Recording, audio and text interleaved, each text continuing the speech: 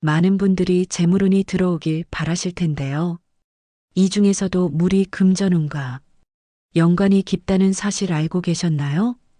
풍수학에 따르면 물이라는 것은 돈을 뜻하는 경우가 많습니다. 그래서일까요?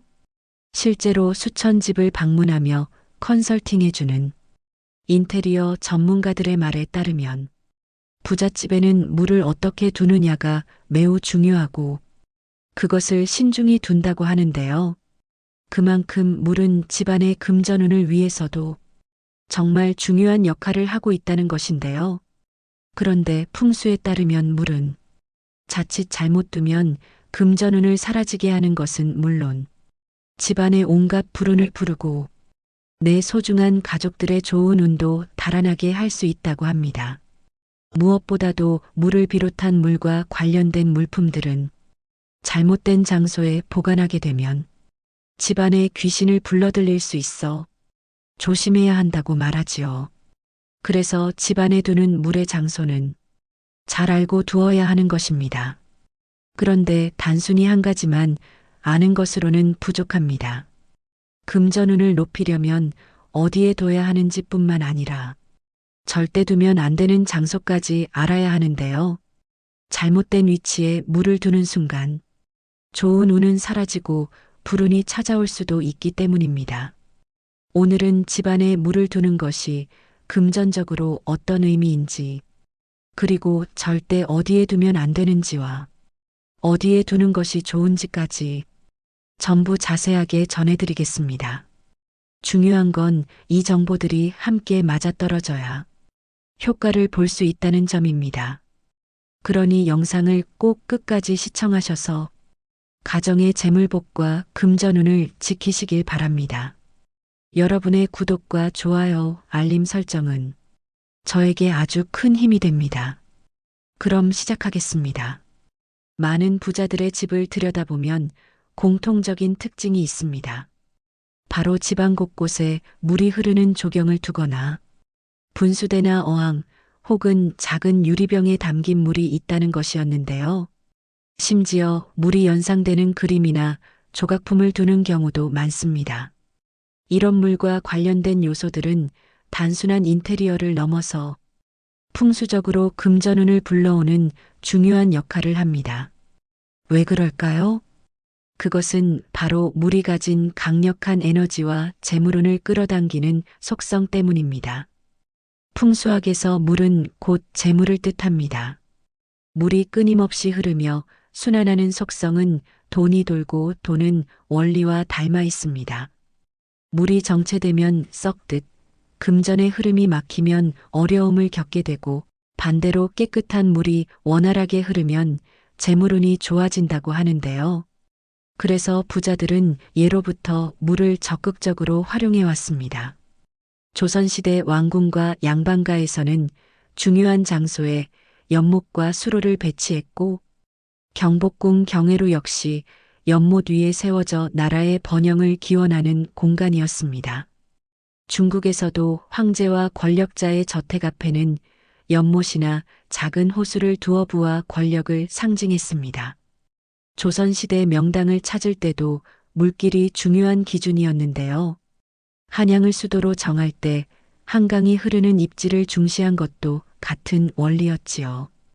뿐만 아니라 조상님들은 집을 지을 때 반드시 우물을 파거나 맑은 물이 있는 곳을 고려했습니다. 물이 사람을 모으고 생기를 불러오기 때문이지요. 뿐만 아니라 물은 단순히 재물운을 끌어당기는 역할만 하는 것이 아닙니다. 물을 통해 불길한 기운을 씻어내고 새롭게 좋은 기운을 불러오는 정화작용도 하는데요. 우리 조상님들은 중요한 일을 앞두고 몸을 씻고 정갈한 옷을 입었으며 제사 전 손을 씻는 것도 필수적인 과정이었습니다. 애군을 막기 위해 대문 앞이나 마당에 깨끗한 물을 뿌리기도 했지요. 물의 정화작용 덕분에 좋은 물을 가까이 하면 자연스럽게 탁한 기운이 사라지고 긍정적인 에너지가 집안에 자리 잡습니다. 흐르는 물소리만 들어도 마음이 차분해지는 느낌을 받는 이유도 바로 물이 가진 강력한 정화력 때문이지요. 그렇다면 우리도 이 물의 기운을 적극적으로 활용해 볼 수 있는데요. 방법은 아주 간단합니다. 집안 곳곳에 물과 관련된 소품을 잘 두는 것만으로도 금전운과 기운의 흐름을 바꿀 수 있습니다. 이 중에서도 많은 분들이 물어보시는 것이 있습니다. 바로 분수인데요. 많은 분들이 이렇게 질문하십니다. 우리 집에 실내 분수를 두는 게 좋을까요? 사실 이 질문은 꽤 자주 받는 편인데 그 이유는 물이 가진 특성이 집안의 기운에 미치는 영향이 크기 때문입니다. 실제로 한 부잣집을 방문했던 컨설턴트의 말에 따르면 부자들의 집에는 실내 분수가 종종 있었다고 하지요. 그런데 이때 풍수적으로 생각해 볼 것이 있습니다. 먼저 풍수에서 물은 매우 중요한 역할을 합니다. 하지만 물이 고여 있으면 안 되는 것인데요. 물은 반드시 흘러야 합니다. 고인 물은 썩기 마련이고 썩은 물에서 나오는 냄새와 해충들은 집안에 불운을 가져올 수 있습니다. 따라서 물은 자연의 흐름에 맞게 흘러야 하는데 이런 관점에서 실내 분수가 계속 작동하면서 물이 흐른다면 좋은 선택이 될 수 있습니다. 물이 순환하는 공간은 그 자체로 활력을 주는 기운을 만들어낼 수 있기 때문이지요. 하지만 이때 반드시 주의할 점이 있습니다.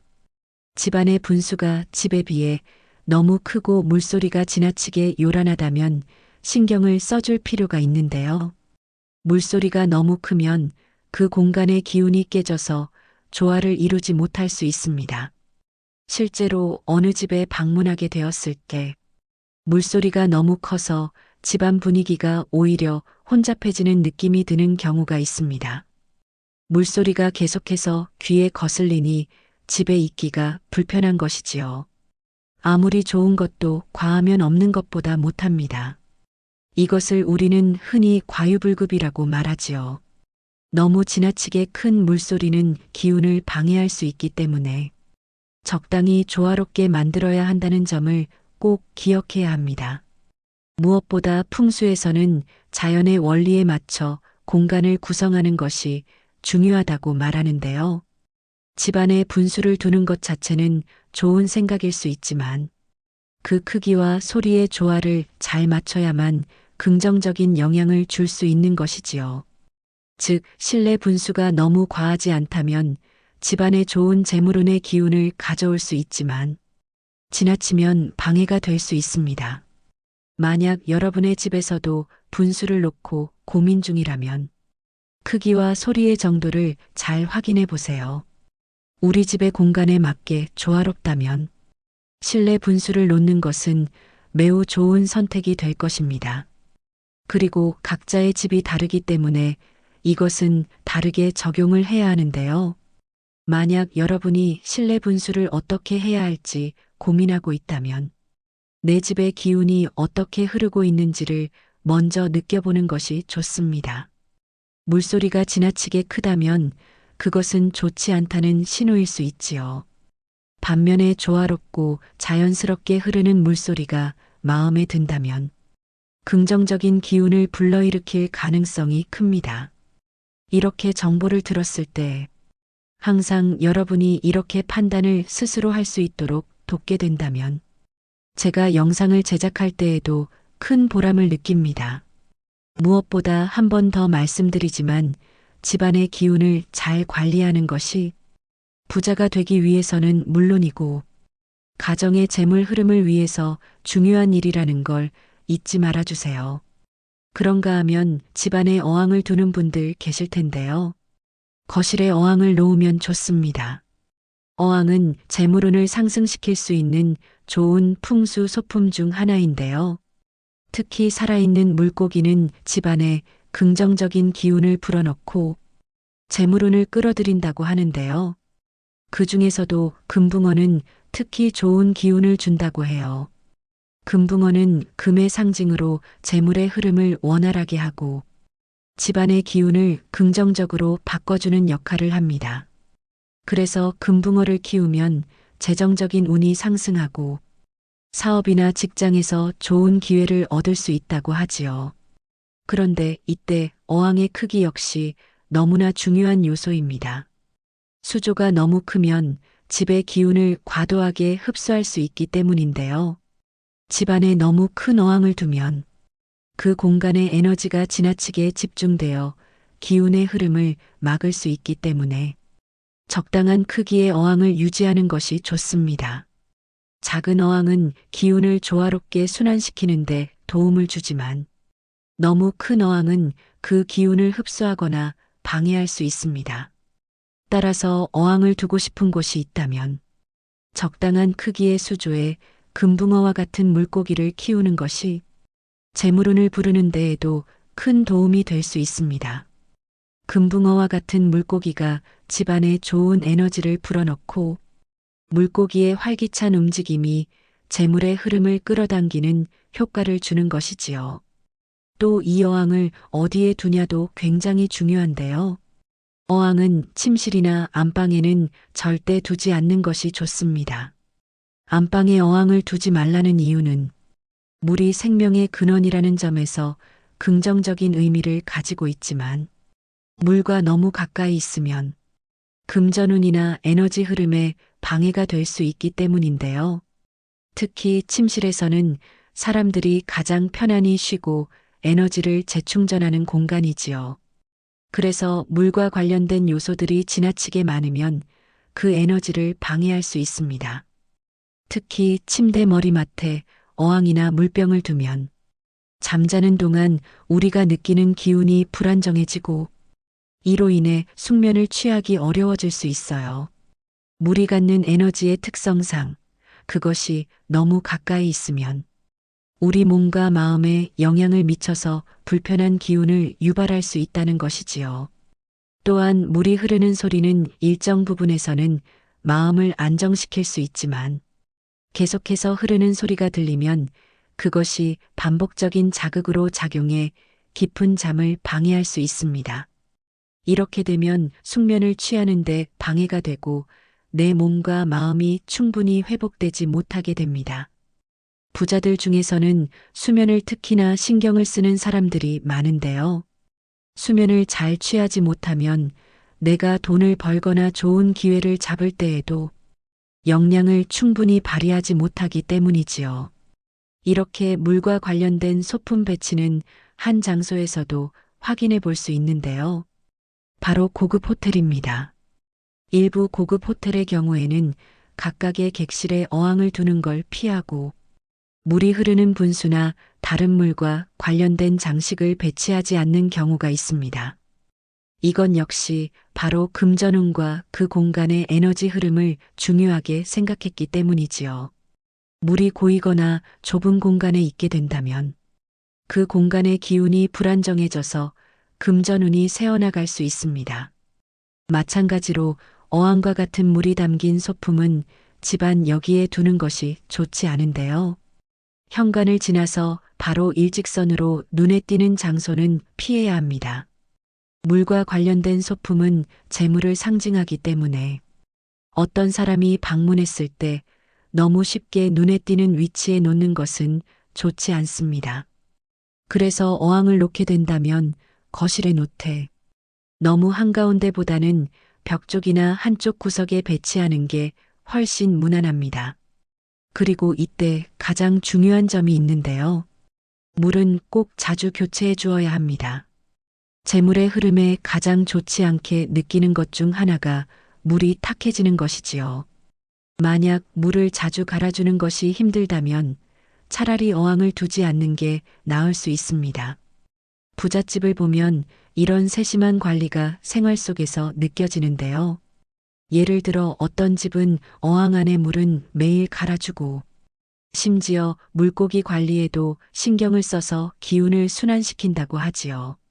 어항 속 물고기들이 평화롭게 헤엄치는 모습은 마치 금전 역시 늘 풍요롭게 들어오는 상징처럼 느껴집니다.